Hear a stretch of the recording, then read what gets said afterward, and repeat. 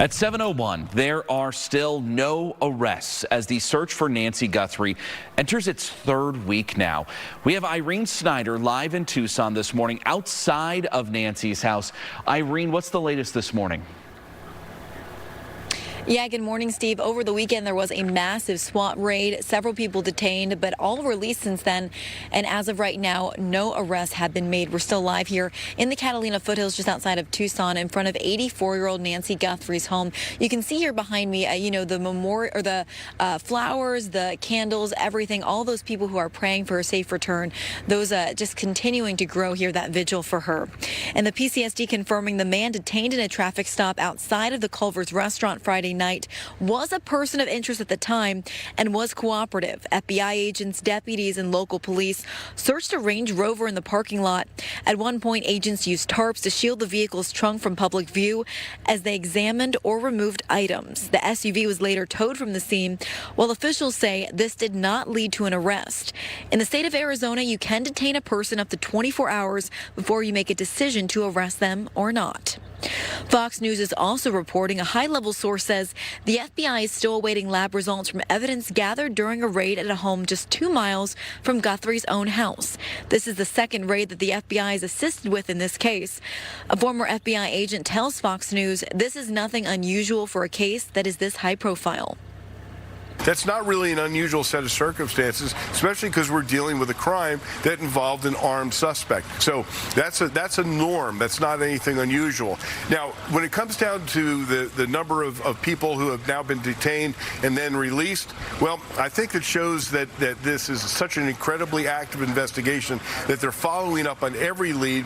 And remember this, that if they have a warrant, that means you had to present probable cause to a judge in order to get that warrant.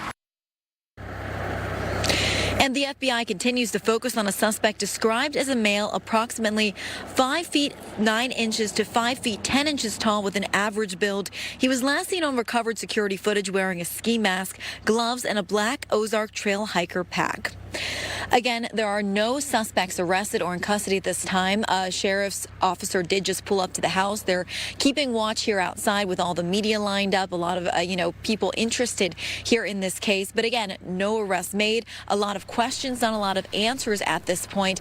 And according to the sheriff's department, there will not be any more press conferences, at least none scheduled at this time, unless they make note of that and release it to us as the media or on X. So, just trying to find more information for you guys here this morning, but we'll be out here live all morning long with the very latest. For now, we'll send it back to you, Steve. And you mentioned the sheriff's department back out at Nancy's house this morning. We actually just saw one of those cars pull into her driveway right over your shoulder there. That's that driveway right behind you.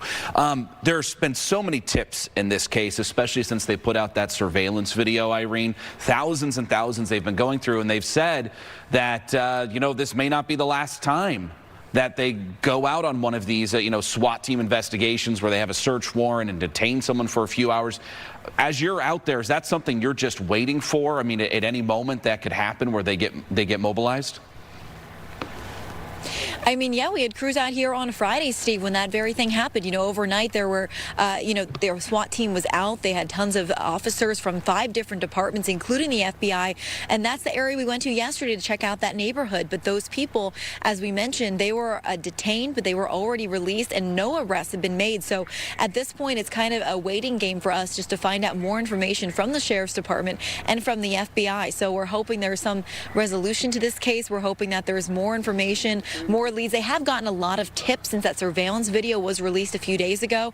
So hopefully that leads to something more. But, just waiting to learn more information each and every day. I think that's why so many people have been so invested in this case and the search for her and praying and hoping she's okay, because at any given moment, any second, all of a sudden, you can be running from that scene right there, going after where those SWAT vehicles are going to see what's happening. It can happen at any second. So that's why you're there. We appreciate your coverage there this morning, Irene. Thank you. Stay with Fox 10 for the latest developments on air and online. You can scan that QR code right there on your screen. Log onto our website, fox10phoenix.com.